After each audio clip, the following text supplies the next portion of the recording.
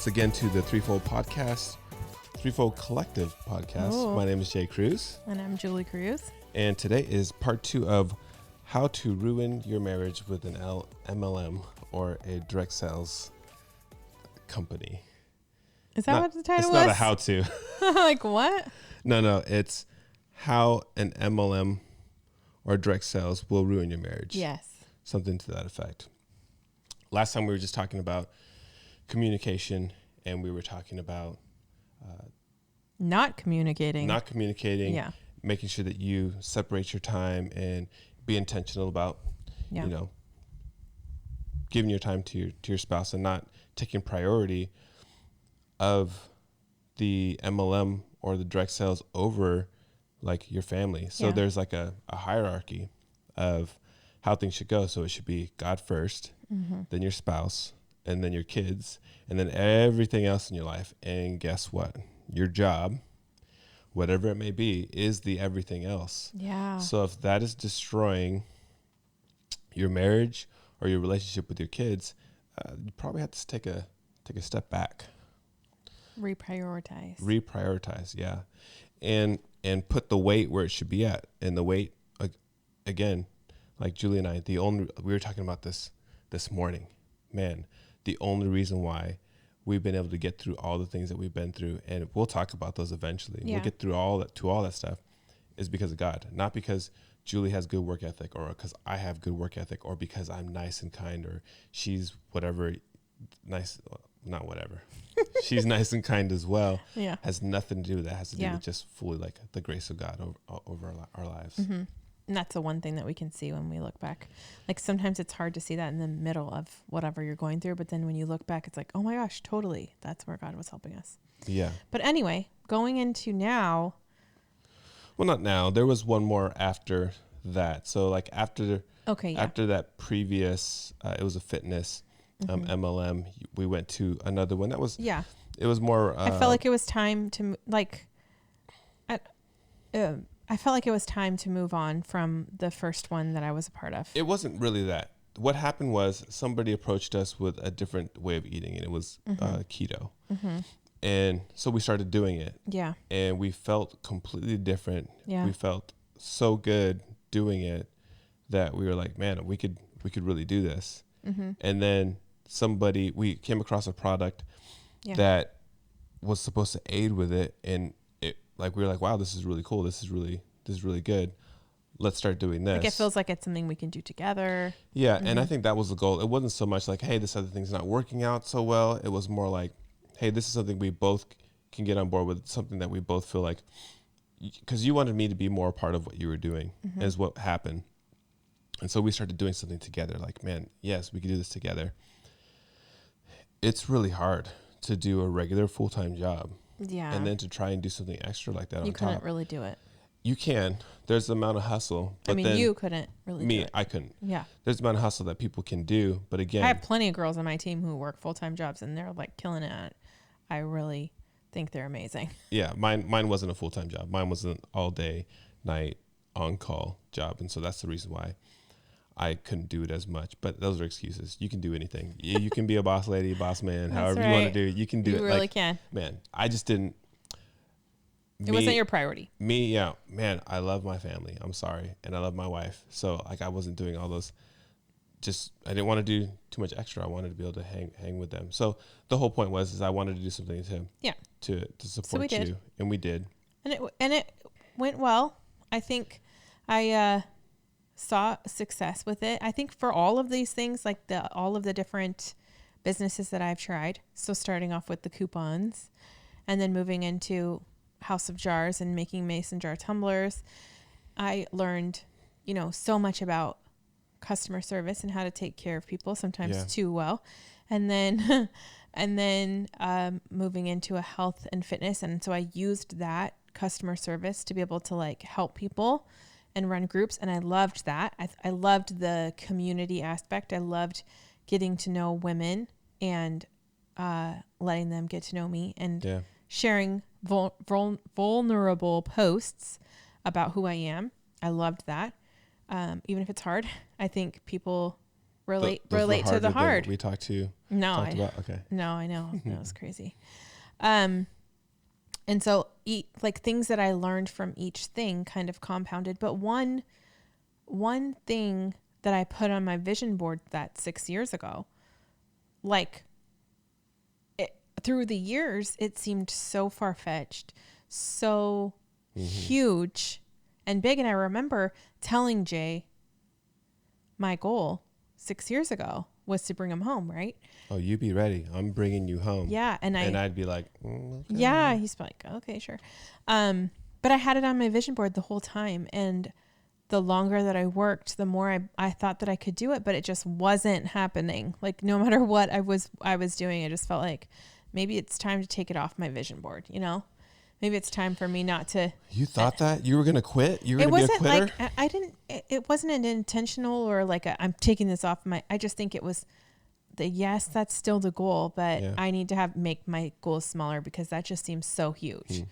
And then my little sister hosted a nail party and I said, I'll support her. So I purchased 4 nail sets and the rest is history. No, I purchased 4 nail sets and I, after I learned how to actually put it on, because the first time really didn't do a good job, because I didn't read the instructions. That's a story of my life. That's a guy thing to do. I know. I didn't even look at anything. I was just like, I can figure this out. Yeah, I can figure this out. I need instructions. What are those for? I know. So dumb. So once I actually did try them on and I looked down at my nails and I was like, what? What? This is crazy, because I remember Jay asking me, what makes you feel pretty at one point in our life? What makes you feel beautiful? What makes you feel good about yourself? And I said, getting my nails done. And like, as a mom, I was busy and I probably got my nails done once a year. No, you got it more than that. Maybe twice a year. There'd be times where I'm like, okay, she needs pamper themselves. Hey, I need you to go out and do this. But it was really like, special occasion kind of thing. So when I looked down at my nails that day, I thought, wow, this is different. This is like wow. Like life changing. I You were mean, about to say that. It is sort of life changing when you could put nail polish on for yourself in 10 minutes. It is crazy. So I looked down and I thought, how am I going to tell Jay? Because I knew, oh shoot, like I think other people would really like this. How am I going to tell Jay that I want to do this? And I remember trying to like slightly bring it up a little bit. And then I hosted a party and people loved it. And so I told him, I think I want to give this a shot. And what was your reaction? Let's just say. No. So here's the one thing that I know that I did. Everything that you've done, I've been super encouraging and super supportive. And like, man, whatever it takes, I'm going to help you. Yeah. This was the third thing. And I was like, okay, if you want to do that. And I wasn't doubting you. Yeah. And I wasn't like, no, you shouldn't do that. It's just like, it was. Well, and even I thought that. I was like, nobody's going to take me seriously. I've been doing health-related businesses for years, helping people get fit and keeping them accountable. Who's going to take me seriously when I say I want to sell nail polish? That's what I thought in my head. And he never said that to me, though. He never said, really? Like, you think people are going to take you seriously? He was just like, okay. Yeah. Okay. I said, okay. And in my mind, I thought I could do both.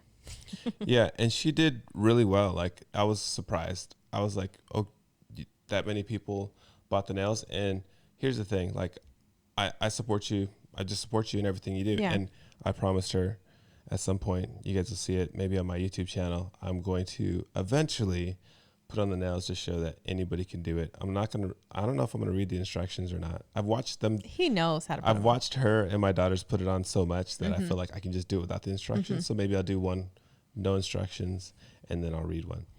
But you've made some great videos about it. But the whole point of what I'm trying to say is, through it all, like, I could do 2 things to mess up our marriage in that situation. I can just totally not support you the whole time. And guess what? You'll never do well. And that's probably the number one question that I get asked all the time from people who are thinking about signing up. I don't have spouse support. My spouse doesn't understand why I want to do this. And I'm like, oh, like I truly cannot relate to it, because you really have been so supportive of me, even when I'm like, I want to do nail polish after doing like a health related thing. It just felt so different. And you never once made me feel small or that I couldn't do it. Yeah. You were like, okay. The thing is what I was trying to say is that I could be a detraction from your success, or I can be an addition to it. I can sit there and discourage you, and guess what? It's never going to make you better. Yeah. Or I can choose to, hey, even if she's not successful, I can be a great husband, and I can support you, and I can do whatever I can to make your business run as well as it can. And so I have been doing some of those things and helping her make videos and giving her advice. And he listens to me whenever I talk to him about the nail business. Yeah. He's like, who's doing what? Yeah, I have a small grasp of it. But the thing is, though, is that now seeing what you've been able to do, like, I'm proud to say, like. So what do you think I've been able to do? What do you mean? Like, I mean, what has your vision been of like how this business has grown? From the very outset, from the very first business that you made, everything that you did up until today. So House of Jars and the 2 fitness businesses up until today, like any husband, any spouse out there can never sit there and allow their spouse to do something and say that that's not going to add to them and it's not going to develop them, because you needed to do all of those things to become the leader you are today. Yeah. To become someone that knows how to take care of customers, care for people, and to lead people. Like, those things that you needed to do. And if you didn't have me, if you had me, instead of cheering you on and being a cheerleader, planting seeds of doubt, guess what? Those seeds of doubt would have grown. Yeah, totally. Yeah. And I think when I look back on my journey, I can't say that I've failed. I don't feel like I've failed in I don't think I did as well in some of the businesses as I am now, but I look at everything that has led me to where I'm at now, and I see it all as stepping stones. Like the things I learned in House of Jars and the customer service and how to take care of people, like it's all compounded together, and it's taken so many years. So people look at me now and they're like, wow, she is so successful right now. Like, she's an overnight success. And I'm thinking, like, you have no clue. It's been like a 6-year in the making, kind of success story.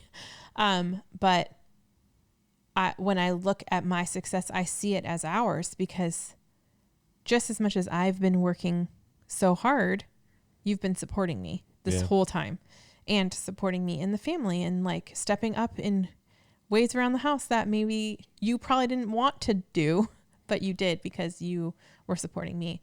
And that meant a lot to me. And so that giant, massive goal, that I had on my vision board all these years, I mean, it's happening.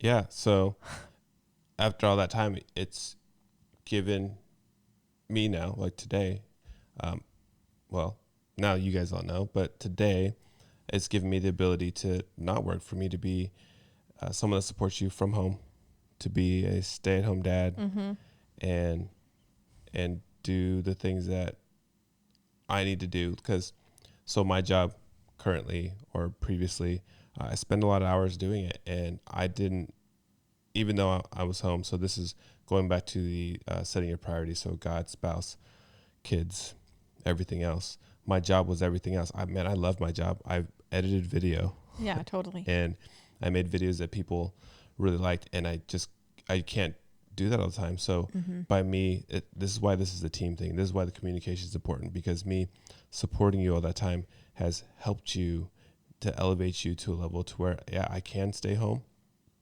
I can continue to support you in an even greater manner, but then I also get to be home, because there was a time, so I was sitting at my computer and I was editing video, and I was talking to Tristan, as our oldest son, and I said, hey, like, aren't you glad that Dad's home more to hang out with you guys? And to spend more time with you guys. And he said, yeah, you're here, but you're not really here.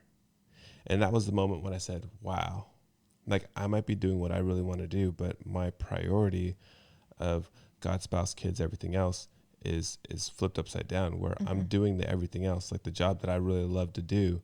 Like I was doing more than all the other things that I needed to do. So now by me trying to prioritize you as much as possible has flipped it around so that now I can make all the things that need to be a priority. I can stay home.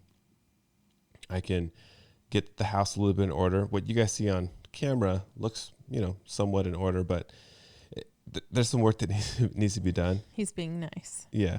Our kids are great kids. It's not like they're bad or anything like that, but I feel like I can give them more, and I can do more. I can spend more time with them and can be more present. And so I've worked really hard. Yeah. I've worked really hard, and it's something that's been on my vision board and something I've prayed over for a really long time. And God had made a way and had granted me lots of success. And I truly believe that the people who have joined me in this business, God has brought to me. Yeah. And I pray for the people who are supposed to come and do this with me every day. And I think I spent all those years dreaming and praying and hoping and wishing, and God granted it. And then, you're still working. And so I think now it's more of like, okay, we're stepping into obedience. Yeah. We're stepping into the obedience of, okay, I'm granting what you've asked for. Yeah. So now you've got to do it. And so Jay's coming home. Jay's home now, I guess, by the time you watch this. Yeah. The thing about it that's hard for me is I'm super reluctant. And when Julie says that we're being obedient, is that like, man, I love my job and I love what I'm doing. And not that I don't love my kids, but I love what I'm doing. And so I'm actually having to actually choose to stop doing what I'm doing to do the thing that God actually has called me to do. And that's take care of my, But you're still excited too. I'm still, for sure. There's no doubt that I'm excited. It's not like I'm like, oh, I have to come home. Like I'm excited to come home. I want to. Like it's a big deal. Yeah, but I also want to do the other things too. But the problem is I'm just like Julie. I'm someone that when I'm doing a job, I completely immerse myself into it and I want to take care of it. I want to take care of the people around me. I want to serve people. And it's like, man, like if I stayed and even just held on to any part of my current job that I enjoy doing, I wouldn't do it mediocre. I would do it as hard as I can. I would go hard. Yeah. And yet it's still been a little bit of a challenge for us because it's not that there's no shame, zero shame in me bringing you home. I'm so proud of that. But I think there is a stigma that comes along with that. Like, what do you mean your husband's coming home full time? Like, what do you mean he's not going to be working a job? Because that is what people just assume, that the guys are the ones who are going to be the breadwinners and who are going to do all the work. And so it's been a struggle for us to even like, should we tell our family, what are they going to think? But at the same time, like we're being obedient, and I really do feel so freaking blessed to be exactly where we're at. And that nail polish is the avenue that is allowing us to have the income that we do. Yeah. The difference though between this and the other businesses that you've done is, in all of them you've helped people, and all of them that you've encouraged people, and all of them you've been able to lead somebody. The reason why this one is different is because you solely aren't successful on your own. It's been me, like I'm excited to see all the other women that are working hard underneath you and doing so well themselves. They are experiencing success. And I didn't, for the first time ever. Yeah, for the first time ever. And some of the other ones, a few people, they, slight success. Yeah. But this is to where people are like a few of them are leaving their day job, their normal job, to do this because it's just rewarding for one. Money aside, it's rewarding, number one, because you're helping people. And as little as like nail polish may seem, like it's just like the details of life that make you feel pretty sometimes. It is. And seeing like for me, seeing my team and the girls who have decided to partner with me have success, oh my gosh, it's so good. Like, it makes me feel so good. You know, I have girls on my team who are, you know, also making more money than their husbands are. And it is making such huge impacts in their lives. They're able to buy their dream homes. They're able to, you know, like, they're able to pay for daycare. They're able to do all these things that they weren't able to before. Like, one of the girls on my team told me that she just got her 1099 and that she has made more this past year in 2019 than she has ever made at a job before. And like, that's life-changing. And that is, it's humbling for me because it feels like I'm having a small part in all these other people seeing that kind of success too. And that's what keeps me going. Cause I truly care about what other people can have too, but we're in like the shock kind of phase. Like, yes, this is happening. And I'm like, is it really this is really happening after all these years? It feels really good to know that the work that I've put in for all those years has definitely 100% been worth it. And even in the hard times, even in the times where it's tried our marriage, we've come to the point where now Jay's like, I want to support you. I want to make sure that the business can continue to thrive. How can I help you? How can I help our family? And it's just like a reversal of roles. And not really. It's the same. I think it's exactly the same. Like I said, when I was working in a traditional place and you're working at home, we're splitting that money right now. I don't mean the money. No, that's what I'm saying. Like, I'm like contributing the same, not necessarily like the roles of the money is the same is what I don't know. I guess. Yeah, I don't know what you're saying. I don't know what I'm saying then. I think I was trying to say something and you made me unconfident with what I was about to say. So I stopped. Okay. I will say this. Guy, there's been a few husbands that you talked about where the guy wasn't very supportive, and then once he saw like his wife making money, he's like, oh yeah, then do that, man. So ladies, tell your guys this, what I'm about to say, and guys, if you're listening, listen to this. Support them before they're successful to help them be successful, instead of after whatever the success is. Like, help them in the valleys of whatever it is so that they can get to the mountaintops. Like, the whole point of a marriage, the whole point of having a helpmate, a spouse, is to help them. Whatever it is that they're doing is to help and support them. Mm-hmm.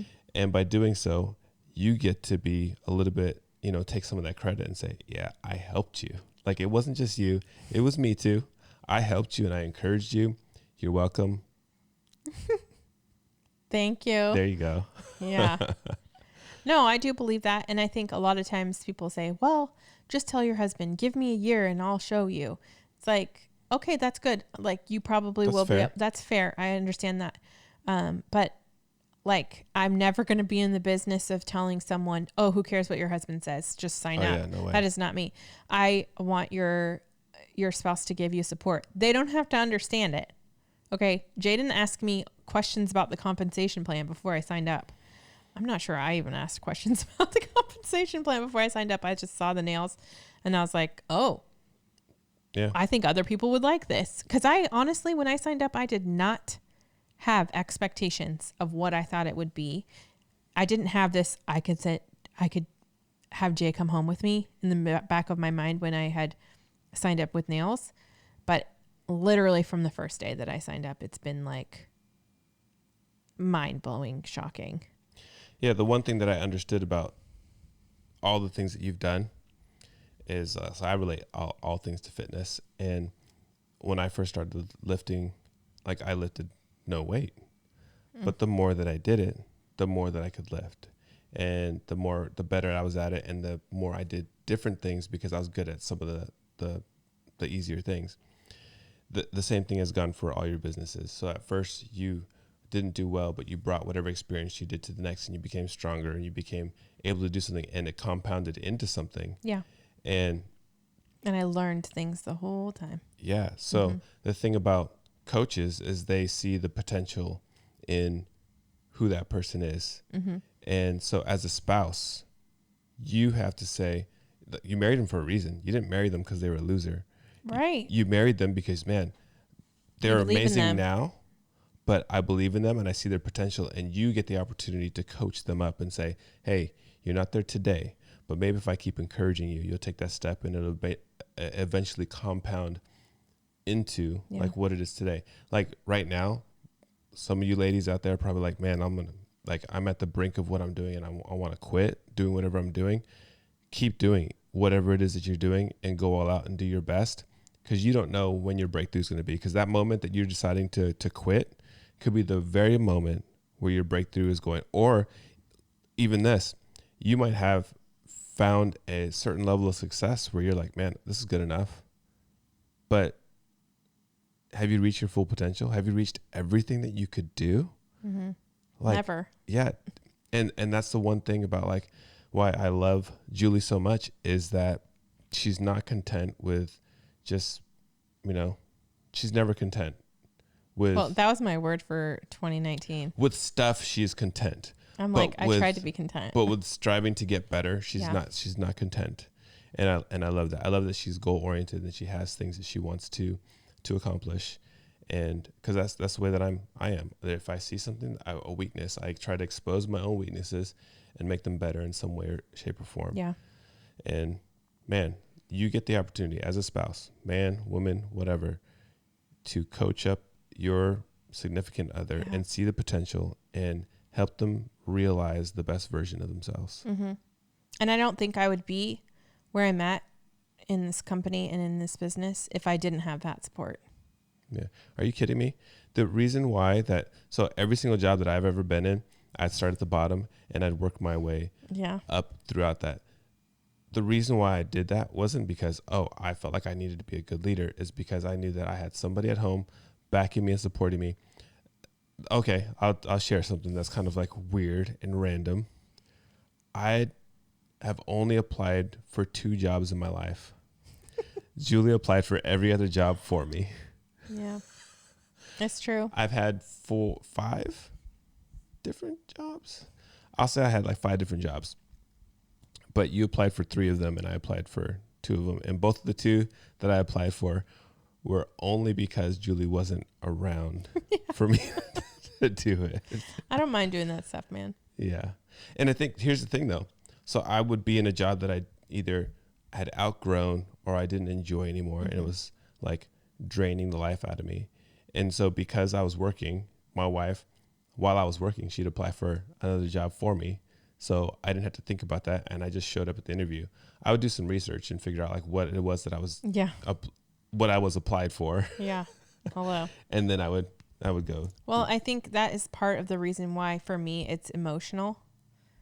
It's emotional for me to say out loud that I'm bringing you home, because I have been there through the days when you would come home and just be so exhausted and spent and, having a really hard time in your job. And month after month, I'm like, I need to do more so that I can bring him home.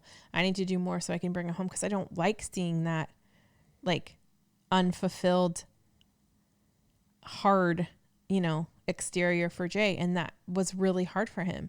And I didn't want that. And so for me to be able to finally be at a place where I can confidently say my income is steady. Insane and steady, and we're at a place where we can bring you home, and to confidently say that, for me, that was such a huge, I told my team, and it was just emotional. I started crying because I'm like, this is something that I've had on my vision board for so many years, and I have worked so hard to be able to get there. But what is 6 years in the grand scheme of life? I worked really hard for 6 years so that I could bring you home when you're 39, not even, almost. Hey. I'm not 39 yet. 38. And that's a big deal for me. So now we've said, okay, Jay, the roles are reversed. What are you going to do to make money now? Yeah, so it's awesome. So now I hold myself to the same standard that I held her. Yeah. I told her, I said, hey, I hold myself to the same standard. I am going to figure out a way to earn income from home. So I'm not sure what that is yet today. I have a lot of things that I have planned and I have that I want to do. Mm-hmm. Like, man, I'm not someone that can sit still. So like, I'm excited for this next new chapter in our life. I'm excited for videos for myself selfishly. Wow. I'm just kidding. All right. Well, that's cool because that is actually all the time we have for today. We want to answer you guys' questions. I'm sure by now you have a ton of questions. Especially in this one. Mm-hmm. Yeah, the past 3. Yeah. I'm sure you guys have questions, so please ask them, put them down in the comments. We would love to answer them. So thank you for hanging out with us, and we will see you in the next episode. episode. Bye. See ya.